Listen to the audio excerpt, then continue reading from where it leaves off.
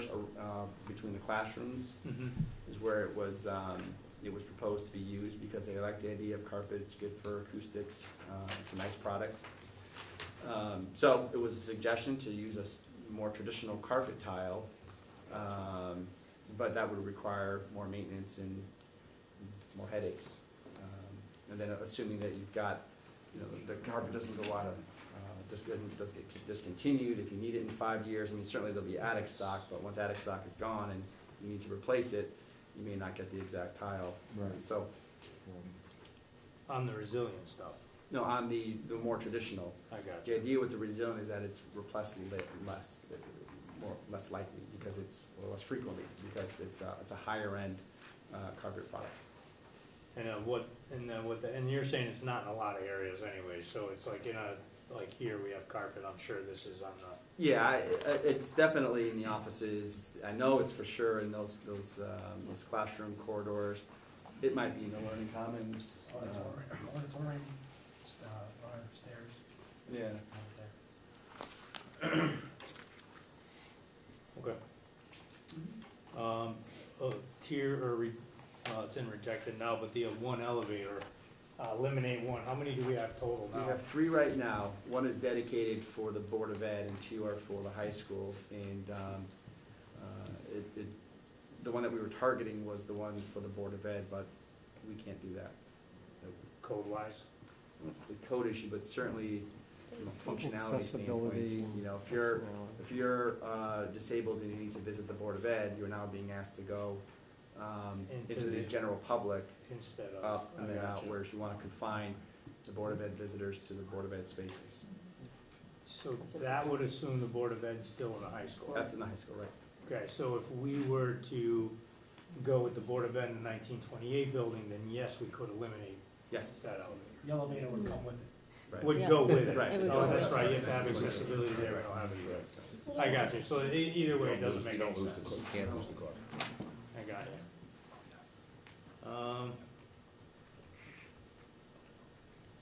One of the tier 3 items that was, again, the difficult and would affect program is the first one under building programming, the change to 3 folding doors. Or was it 6? The first, I remember. that's the town one? Reduced it from 6. Yeah, we reduced it from 6 to 3. Right now we have 6. And what we're saying is if we lost half of those, which allows the flexibility of 2 classrooms to become 1 classroom, again, it affects program, it affects use, which is why that fell into the very difficult category. That's in classroom. Yes. Okay. Right now there's Between 1 per, classroom section. So the only other big one that I see here, which is in the rejected column in C15 is the alternate paving base and subbase. Can you Yeah, it's not go through that a rejected, little but bit? it's under that Casaboo's. Not recommended, Not sorry. recommended, or at least saying, that, the geotech and their consultants, suggested this profile, which again, it goes above and beyond what this town uses elsewhere. That, and then there's the, right now we have islands in the parking lot, and, they look great, but obviously from a snow removal standpoint, they're very difficult. And it's another one that, planning and zoning may have a say in whether or not islands can be They've removed got and a just recommend- striped they've got a requirement. versus having, elevated islands with something in there. And that's included in that number? That's the $24,000. That's the 24 part of it, I Correct. gotcha. To take those out? And the, Supposed to take those out. yeah. The islands is not really much of a cost, it's more of a maintenance thing. Yeah. The, going back to the 540, so right now we have a spec that's higher than what the town spec is. Correct. And what we have here now, Russ, what do we currently have for subbase here? Is there a maintenance as to it? How long have the parking lots been here? Because obviously we have the experience of having a school with the parking lots already where we are. And if the town spec has changed recently too, to be even higher. So I'm assuming that this parking lot's even lower than the current town spec. And we're looking to make this higher than the town spec? If I have that It right? was in response to a geotechnical report. That's what it was in response to. Okay, that can be revisited. okay. What does that mean? It was in response to the geotechnical report? Geotech report said that there's certain, that the character of the subbase requires, the existing material requires more materials to be beneath the pavement. And you can revisit that? We can revisit that, yes. We're working with Russ on this. Okay. Yeah. So you've got to revisit? Yeah, it's a big number. I really not recommending that. Well, revisiting simply means let's go back to the geotech and see if this is a universal thing, or is it in a couple areas that need special attention? Right, right. We don't know that yet at this stage, so we have an open mind, but, you know, Well, it's a prudent thing to do. yeah. Good. And the thing with the island, who's doing the presentation to the P and Z? Will be our landscape architects, Luke probably. Yeah, they're doing it. Luke and I will be there. Yeah. One thing, Paul, when you're there, Yep. if you describe to them what the issues are with the islands, and we can work, you know, what the hardships would be, that would be something that they would consider. Do you plan to go attend as well? I'll be there. Add it to my list. All the discussion with Bill, Bill wanted to go. Bill, do we have an impervious coverage issue at all in terms of the high school, or is this more a technical, Design issue. huh? It's a regulation. It's design, Right. right, okay. So, basically, you know, you have grass or islands between the cars going nose to nose, different than what you have here. Mm. You have some islands, but they're spaced parallel in an area, so when you're plowing, you can go from one end of the parking lot to the other, Right. and just aim for the few in the middle. This literally cuts everything off and makes it a nightmare.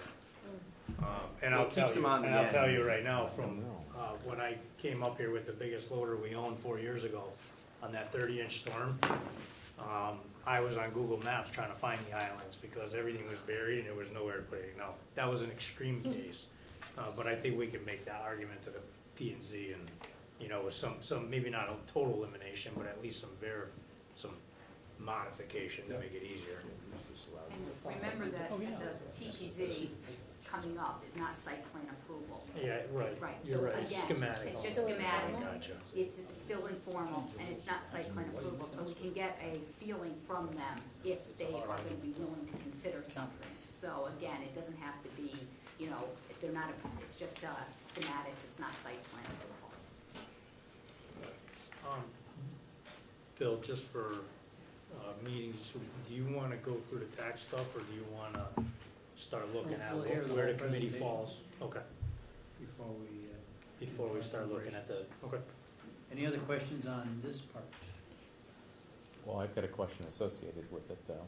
Go ahead. I'd like to hear just the details of where the contingency falls in the quotes. I'd like, So right now, ONG to within lay it out. the total project budget, you have 3 contingencies. The first contingency you have is called an estimated contingency, which is carried by the estimator to reflect that these are very schematic design level drawings. And I believe you're carrying 7%. 7%. So 7% of the construction value that they estimated. They said, okay, drawings are still schematic, and they're gonna develop over time. And that 7% value will eventually get dispersed to trade costs. So when we go to bid, we have one final estimate before we go for approval to go to bid, that will be 0. 2% to 0. Yeah. The other contingency that is in here is the construction manager's contingency. So within their markups for managing the project, I believe you got 3%. 3% of the construction cost is contingency for the CM's use to account for scope gaps and other various levels of service that would come out of their CM contingency. The last contingency you have is called the owner's contingency, which is about $7 million. That is for things that aren't on the drawings that you would have to pay for during construction. So, if there's an unforeseen condition or something that comes up that wasn't planned for, that they didn't carry, that comes out of the owner's contingency. If the design team misses something, it becomes it's something that we've gotta pay for, that becomes a changeover. If Kathy decides, I wanna add another, I don't know, something, to the space, because don't forget, third graders will be the first occupants of this high school when it's done, right?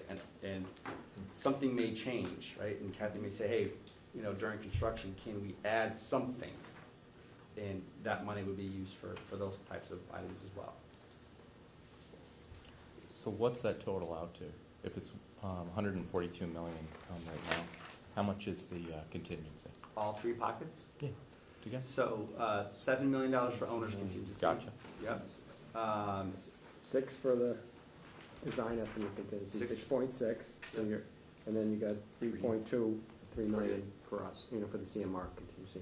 3.2? Yeah. Thank you. What was the other number? 3.2, 7 million. 6.6. So, plus or minus, it could be as much as 11%. But again, the estimated contingency is not contingency that you would use. That number evaporates during the course of design. And what traditionally happens, Justin, is that, right now, I'm gonna throw out raw numbers. Let's say we have $1 million worth of, painting, right? Well, there may be items that have to get painted that aren't accounted for in the current estimate. So once we get all the details of the documentation and the design, well, that Sure. $600,000 or $60,000, would get dispersed into that The trade. worst case scenario, and we have been coming in with a worst case scenario throughout this process, that would be about 11%, which would be probably 15 to 16 million above what we've already seen, worst case scenario.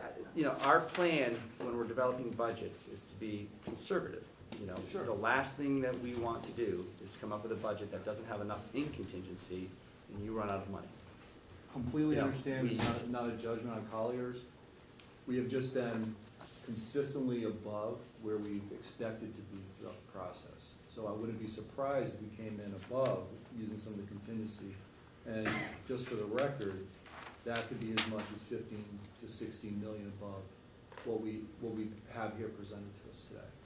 I think a real number to use, Justin, is $10 million. The $3 million for the CM and the $7 million for the owner. That's the real contingency that you're talking about. On a $130 to $140 million project, that is normal. But Justin, all the contingencies are in the fee, so the amount that you're approving includes all those contingencies and everything. Right. It's not above Right. what numbers we're talking about now. It's in that number. So, does that mean if the contingencies, if we approve a budget, let's assume we cut this significantly, the 142 down to whatever number, Yeah. 133, that does include the contingency. It gets Yes. reduced down. Yes. So you're saying that if we didn't use the contingencies and we have a budget of 133, it might come in at 123? Right. You wouldn't But you would bond, never do that. you would never bond the money. Hmm? If you don't use it, you wouldn't bond it. Right. Right, but from here to the point But that's where- in there, okay. But you wouldn't present a budget that had no contingency. Correct. I At got least it. not with my Okay, recommendation. Right. so there's a $10 million budget in there that may or may not be used if we watch it carefully, and we keep our eyes on everything, and we approve something that's 133, 134, 135, Yep. it could come in at 125. Correct? So let's take it, that whole design estimate contingency, all right? So the next estimate that you get will be done at DD stage. And at that time, you'll have schematic design, you'll have DD. You'll be able to do a side-by-side comparison to see where the numbers are going up or down. Mhm. So say for some reason concrete goes up, you'll look to us and say, how come our concrete went up by 400,000? Okay, the size of the footing increased by this because, the soil conditions or whatever. That's what you have that estimate contingency for those type of issues. So, and you'll be able to see it, so you'll see how that's moving, that money, so you'll be able to track it. Windows, say for some reason, putting in new windows or something, or, something like that. I understand, just trying to get a handle on what the cost increases could be between here and actual referendum. We're gonna be Oh, voting and making no, decisions. you lock in Yeah. You lock in with this number, this is the number you go to referendum with, and then you maintain, and Right. you build to that number. Yeah, And this guaranteed committee- Yeah, maximum price. you're locked in, you don't, there's no, right. Right. And and this committee will be making decisions along the way to assure that we stay within the Oh, yeah. budget that we It- decide.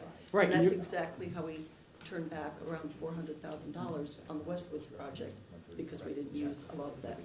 That's right. You're gonna look to this design team to say, guys, we gotta keep on budget, Yeah, and you're gonna, we'll come back, say whether it's value engineering or whatever, these are what we're gonna recommend if we have every issues. decision will be coming To through this this committee, committee. yeah. Absolutely. Oh, yeah. Right, and all the soft costs are included as well in all of that. Oh, yes, everything has to come back to you guys to make that Escalation, decision. everything. Yeah. Correct. Yeah. However, we have squeezed out a lot of the value engineering already, just based on what, that exercise you went through. So you're not gonna have a ton of wiggle room down the road if costs need to be squeezed, more costs need to be squeezed out. And that'll be our decision. I'm ready to make a motion and see if it passes. We're gonna hear about any other reports. and No, updates. we should be dealing with this right now, so. Well- Got a motion, everybody's okay with that, we'll get it on the table. A motion. I'm just thinking if we're gonna look at taxes, we need to know where we're gonna be. I mean, You're right. if I'm wrong. You're right. I just have one tier one question real quick before I make this motion. Could you just explain to me the reduced Main Street corridor hardwood paneling I have? What that would, can you give me a visual on that? Yeah, so the interpretation from our documents, ONG interpreted having wood from the main entry all the way to the event entry on both walls, all the way down.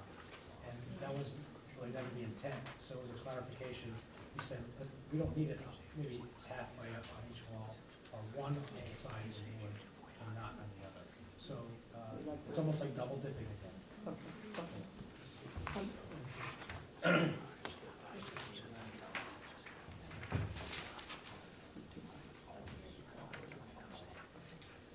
Here's what I did to Okay, any other questions on this slide here?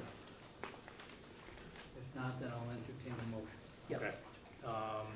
I'd like to make a motion to approve the concepts as presented and leave the Board of Education, not leave the Board of Education, bring the Board of Education into the 1928 building, removing all the tier one items that are recommended. Remove the line item for I-12, which takes the ceramic off the block for 180 and change. And then the parking lot stuff for 540, and I don't know if I can word this in a way where the geotech comes back and says we need it, then we do it. The Why not parking lot was 600? 600. 600 parking lot modifications, yeah. Okay, That's good. I'll second that. So I'm sorry, can you, what was the part about the Board of Ed? Bringing the Board of Ed into the 1928 building. So Leaving it, currently in the 1928. Leaving it in the 1928 Okay. building and So there's not a doing the reduction? remediation. No reduction. Right, so there's No no 2 reduction. okay. So it's, if you're just gonna summarize it, it's reduction of 600,000 for the parking lot and 5.6 million for the value one, tier one. And then you did 180, which was on the sheet, which was, what number, that was L, I-12. I-12, I-12. removing the ceramic from the block If we for add, 180. so if we do 5.6 minus 600, I mean, 5.6 plus 600 plus 135.7.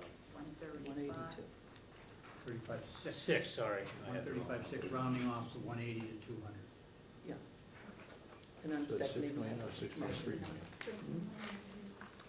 6.2 plus the 180,000? 600, we're gonna, There's a second, motion and a second, discussion, What's the total project at that point? 135.6. Could someone just run through those again, because a lot of numbers were Yes. flying around here. I'd like someone to You want me to go through the restate it? numbers that we're gonna vote on in terms of a cut off of the 142. So, start at the 142. Remove tier one, all of tier one recommendations, which is the 5.6. Yes, Remove the I-12, 180 for the ceramic Yep, block, yep, and remove the 600,000 600,000 parking lot modifications, bringing us to a total of 135,600. right, so taking off 6,380,000.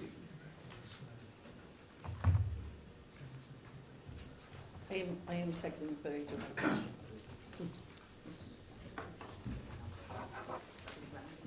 We're rounding it up. Rounding it down. 135, 620, is that what you got? You want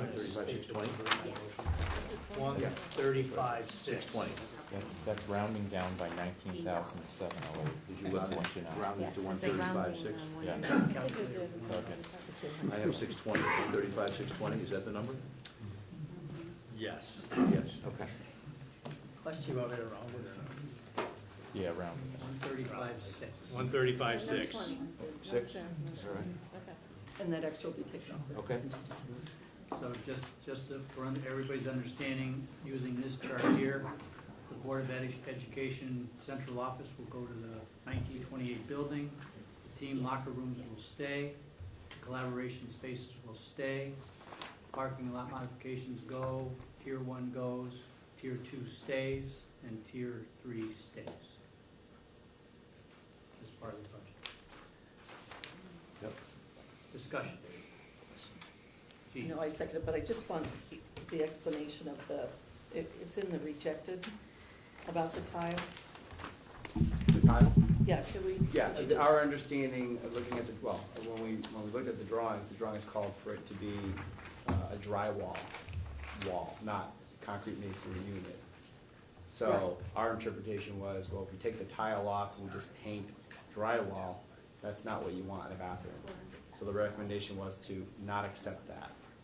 O&G clarified that when they estimated the project, they assumed that that was concrete masonry or concrete Okay, I block. thought I heard you say that. What I wasn't sure about was by taking the tile off, but that's only because it was gonna be a drywall. Okay, all right, I'm fine. Discussion. Michelle? I'm gonna go back to that second floor where the Board of Ed's gonna occupy half of it. Is only half of it renovated? And then how will they live in that space? Like, how do you keep them from the unrenovated space? Like, it seems odd. We could talk about that during the project. Okay. That's what my answer. But this includes only half of that floor being renovated. The reality is, we haven't really fully designed that scenario yet, so, yeah.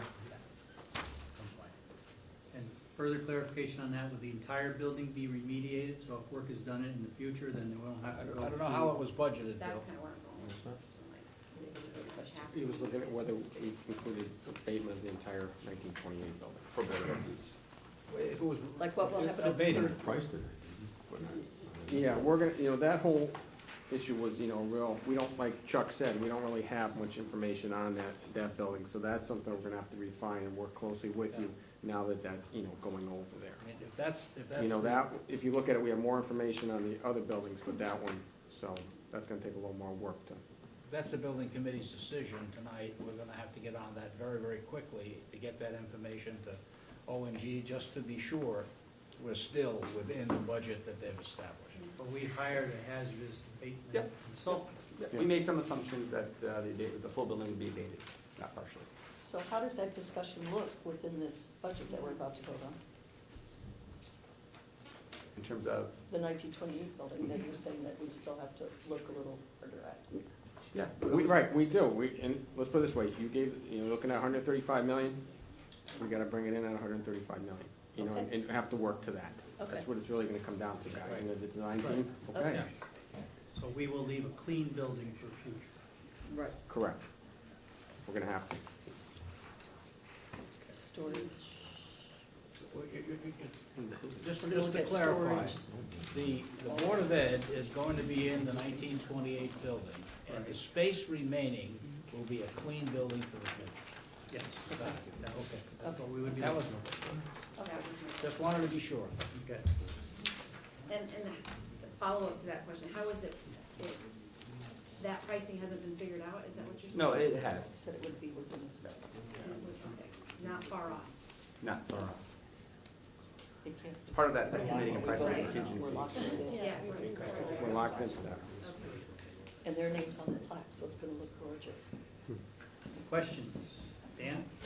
I just want to say, I support the motion. I have really vacillated about the value of the 1928 building. I realize it's very iconic, especially for members of this group and others who may have attended school here. I think after reconsideration, we should maintain it. It has some historic value, but I think long-term, we've made some mistakes in this town of not purchasing property that could be used for expansion in various ways, and I think that this building in the future could be used productively, and I'd like to see it maintained. So I realize there's a cost associated with that, but I think it's an important part of it. But I do support the motion with the reductions as we've discussed. Thank you, Dan. Comments, questions? I have a discussion. Discuss. I think a lot of real hard work went into this, so I want to thank the team for pulling together these numbers. We're pushing forward in it, even though we've been doing this for 16 months, we've really rushed towards the end here. And I think in that rushing, we've left a lot of good options on the table, and I don't think this is really the best one. So while I don't have any major disagreements with the numbers that we're putting out here in order to try to get this project to a level that we think is reasonable given the scope of the work, we've made some strategic errors along the way that I think have handcuffed us, so that we're at the point where we're trying to figure out how to get this thing under $140 million, when really that probably wasn't the number a lot of us on this committee, and I'll just speak for myself, we're hoping that we would come up with. So we're in a position here where we're kind of building a new high school on top of an existing one. And generally in the discussions that we've had over the past 16 months with different construction experts, and I don't wish to have a debate or a conversation too deep about this right now, but there's two rules of thumb. You either do a big renovate project, or you build nearby the old school, a new facility, and when that's done, everyone just moves in, so that it's a seamless type of exercise.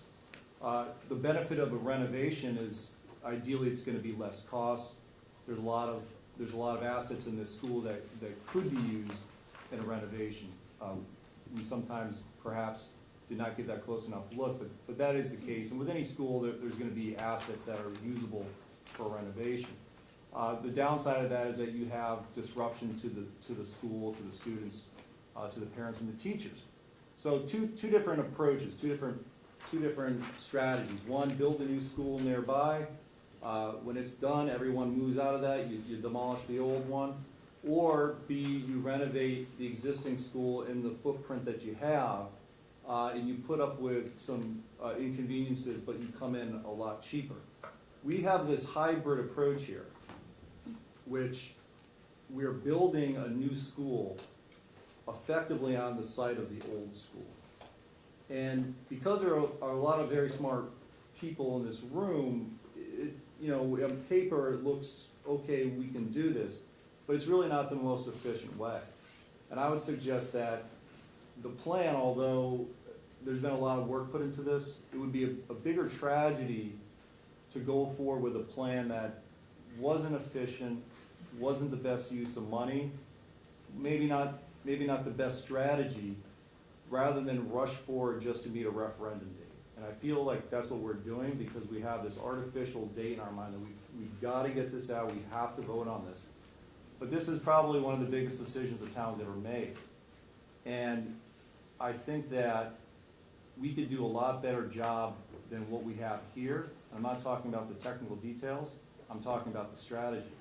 And I think we ought to think about tabling this, coming back at some point in the near future, and making a clear decision whether we're going to do a renovation or whether we're going to build new on a different site. When I say a different site, I don't mean across town, I mean in the location here, but not smack on top of the building that we currently have.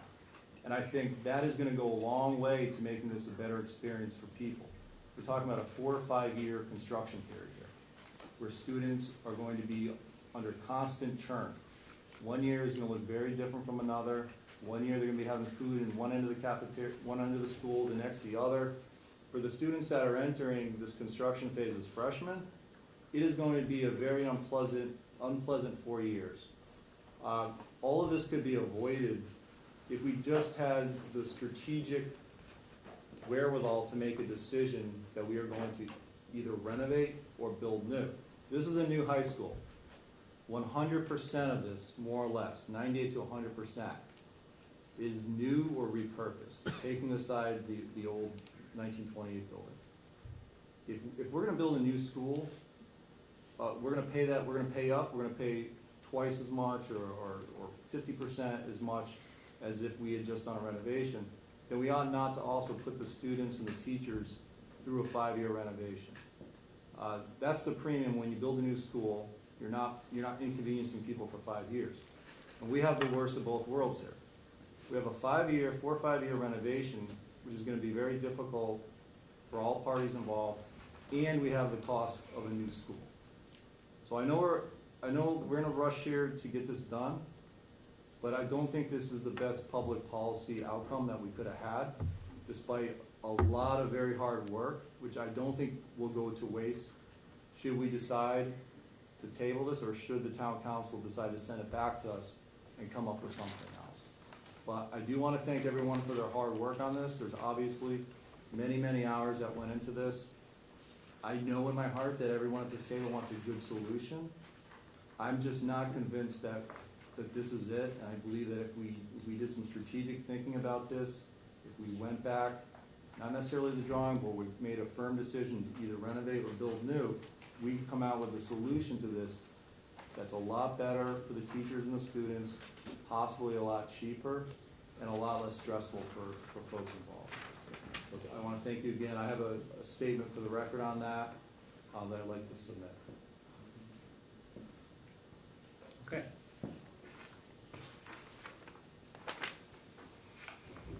So is that a motion, table, or not? I'll wait to see what the other folks say. Any other comments or questions? Dean? I'm just gonna say that I'm so disappointed in what you just said, Justin, which I'm sure you're not surprised by, but we've looked at, how many plans? 6? And we looked at a new school on the hill. We asked them to look at a new school in different locations on the property. The Board of Ed started maybe 2013 looking at this. I have many reports that go back. And I think when we talk about renovation, one of the reasons I supported D1 personally is because of the phasing of this project and how much easier it'll be than renovation. And when you look at the phasing, it's much easier for the students, including my student who's going to be here for 4 years of this. I'm very satisfied with how things will go while she's here. But to say we've looked at so many different options, and we've looked at so many different locations on this property. This was the best. We can't put a dollar amount on the students that are going to be here, I agree with you. But this, I think, is the least disruptive to them in the way it's been explained to us. So I am going to support this, and I'm going to support this because I know that we did a lot of work. We hired the people that have done only this for years, phasing, building of high schools, and we've talked about security while this is going on. We've talked about phasing while this is going on. We've talked to the administration about how classes will continue while this is going on. We have had how many additions where students have been up here? It's time for us to do the right thing for the high school, for the town, and this project is the right thing. That's all I'm gonna say. Anyone else? Comments, questions? And I'd like my comments to be in the minutes, please. I'd say one thing. Yes, Ian. Go ahead. I've looked at this site That's, the site's been my biggest concern, and I agree with Jean, I hear Justin. We have a very tight and difficult site to work with, but this unfortunately is the only site that we have. As far as I know, I don't believe that there's another site in town that ideally we build a new high school on.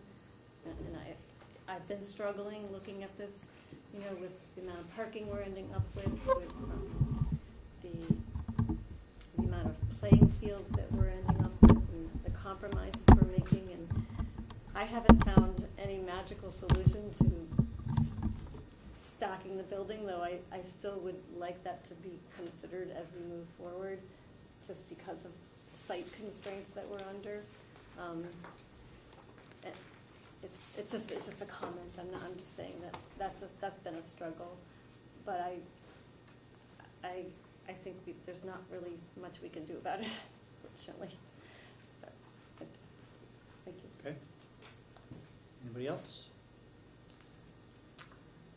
My own feelings, to get it out here in public, we committed to what I feel is the best team with Colliers, Castle Foods, and O&G back last fall. They were committed to present 3 options to our committee, which they did, and they were substantial. We knew that at the time. My big watershed moment in the direction that I was thinking when we had those 3 options was that we could renovate an existing school for $150 million, or we could build a new one for $160 million. So why would you ever put those kind of resources into renovating a structure that already has a lot of age to it, and somehow justify that in terms of expense? The committee did readdress the options that we were given, and to their credit, our team of O&G, Castle Booze, and Colliers went back, even though they were not obligated to do that under contract, because they owed us 3 options, and came up with 3 more options, and then lo and behold, option number 7 came into play, which was a combination of a couple of them. So they've gone above and beyond what they were contracted to do to, I think, guide us in the right direction, again, based on the cost difference between renovation and new building. We did delay it. We were originally programmed to have our referendum question on the April ballot for the town budget. We chose not to do that because we needed the extra time to fully vet out the option that we did select, and we didn't rush into it. So I'm comfortable with the pace that we had and the solution that we came up with. So that's my general feeling on the overall. I do appreciate the use of the existing 1928 building for the Board of Ed. I think that that building, if it had gotten mothballed, it would deteriorate into the ground in a matter of years and be unsightly and cost a lot more money at that point in time to remove it. So I'm comfortable with that decision to move the Board of Ed to that. So if there's no other comments and questions. I'll move the question, Mr. Chairman. Move the question. So all those in favor? Aye. Opposed? Nay. Motion carries. Thank you very much. You got some tax information? Yeah. On the screen. What's the number again?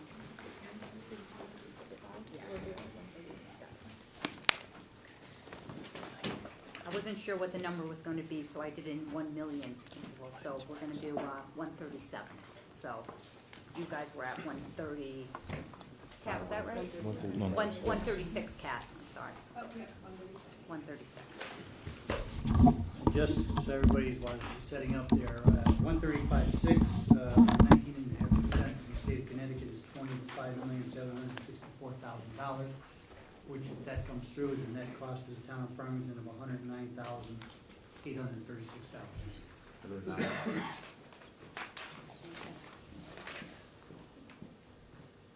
So we have, again, we did the total project cost of 136 with the grants, pretty close to what Bill just said, was $25,840 for a net cost of $110 million. The first year of the tax, again, it's a 3.25 for 20 years. The first year, because it wouldn't be a full year, would be $116. The second year would be $590 for the average taxpayer of $232,100. And then from that year down, it drops, I think, $78, $88, $12 a year, it drops down. So, again, the net cost for the town would be approximately $110 million.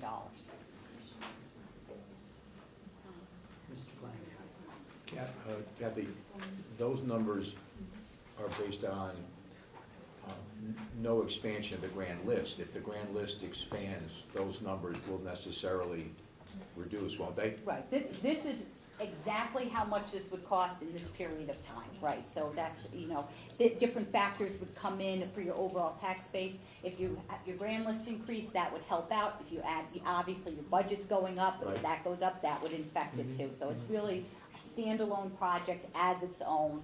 That's what it would actually be if it was standalone, which it's not going to be, so. What is the 20-year number for the cost of the average homeowner in town? The 20-year, it's it would be $590, and then it would go down every year from then. So what's that, I can't read, I'm sorry, that number down there in the bottom. 9,600. That, I'm not sure what that is The actually. average might be Ninety. 470. What's the average? Could be 475 or an average. The average home? About $10,000 per average home over a 20-year period. No. Is that what that is? I have to add it up. Is that what it adds up to? I don't usually see that number.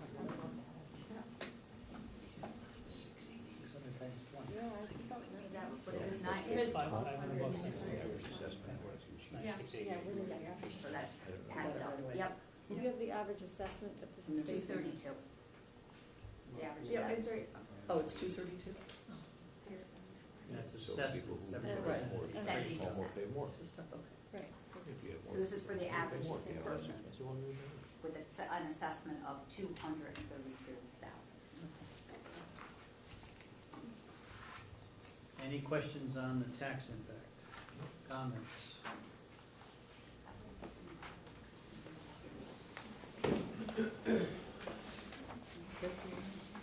I'm sorry. Any other business that come before the committee? We have a planning and zoning meeting Monday. Monday night. Are we first on the agenda? We also have a lot of events. So planning and zoning is next Monday. We do have school events that we're obviously looking for volunteers on. So by all means, sign So up. does that start at 7? Planning and zoning? Yes. Okay. 7 o'clock? Mr. Chairman, could I just ask you a question about our attendance at these events? So, could you run us through what it is that we're expected to do, how long we're supposed to be there? I mean, it's different for every event. Last night, there were 2 concerts at IAR, so they caught people coming in, caught people coming out, then coming in for the second one. Whereas Bill was at a PTO meeting, so they had him give a presentation.